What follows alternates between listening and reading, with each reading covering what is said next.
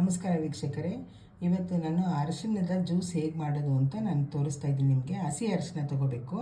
ಹೇಗೆ ಮಾಡೋದು ಅಂತ ನಾನು ನಿಮಗೆ ತೋರಿಸ್ತೀನಿ.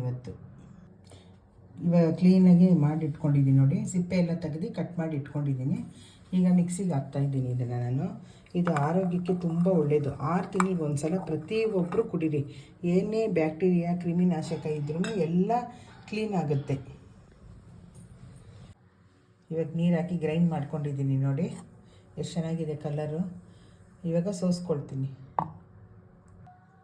ಈ ಗ್ರೈಂಡ್ ಮಾಡಿ ಸೋಸ್ಕೊಂಡು ಇಟ್ಕೊಂಡಿದ್ದೀನಿ ನೋಡಿ. ಇದು ಹಾಲೊಟ್ಟೆಗೆ ಕುಡಿಬೇಕು. ಯಾಕೆಂದರೆ ಏನು ಸೇವನೆ ಮಾಡಬೇಡ್ರಿ. ಬೆಳಗ್ಗೆ ಹಾಲೊಟ್ಟೆಗೆ ಇದನ್ನು ಕುಡಿದಾದ್ಮೇಲೆ 1 ಅವರು ಏನು ಕುಡಿಬಾರ್ದು. ಯಾಕೆಂದರೆ ಇದು ಬ್ಯಾಕ್ಟೀರಿಯಾ ಎಲ್ಲ ಒಳಗಡೆ ಸಾಯ್ತಾ ಇರುತ್ತೆ. ನಿಮಗೆ ಸಿಂಪ್ಟಮ್ಸ್ ಏನು ಅಂತ ಗೊತ್ತಾಗುತ್ತೆ. ಕರಳು ಎಲ್ಲ ಒಂಥರ ಇದು ಬ್ಯಾಕ್ಟೀರಿಯಾ ಸಾಯ್ತಾ ಇರೋದೆಲ್ಲ ನಿಮಗೆ ಕ್ಲೀನಾಗಿ ಕಾಣುತ್ತೆ. ದಯವಿಟ್ಟು ಪ್ರತಿಯೊಬ್ಬರೂ 6 ತಿಂಗಳಿಗೆ ಒಂದು ಸಲ ಅರಿಶಿನ ಸೇವಿಸಿ. ಬ್ಯಾಕ್ಟೀರಿಯಾ ಕ್ರಿಮಿನಾಶಕ ಎಲ್ಲ ಸಾಯುತ್ತೆ. ನನ್ನ ಚಾನಲ್ನ ಸಬ್ಸ್ಕ್ರೈಬ್ ಮಾಡಿ. ಅನ್ನ ಪರಬ್ರಹ್ಮ ಸ್ವರೂಪಂ ಚಾನಲ್ಗೆ ಲೈಕ್ ಮಾಡಿ, ಸಬ್ಸ್ಕ್ರೈಬ್ ಮಾಡಿ, ಶೇರ್ ಮಾಡಬೇಕಾಗಿ ಕೇಳ್ತಾ ಇದ್ದೀನಿ ನಿಮ್ಮಲ್ಲಿ.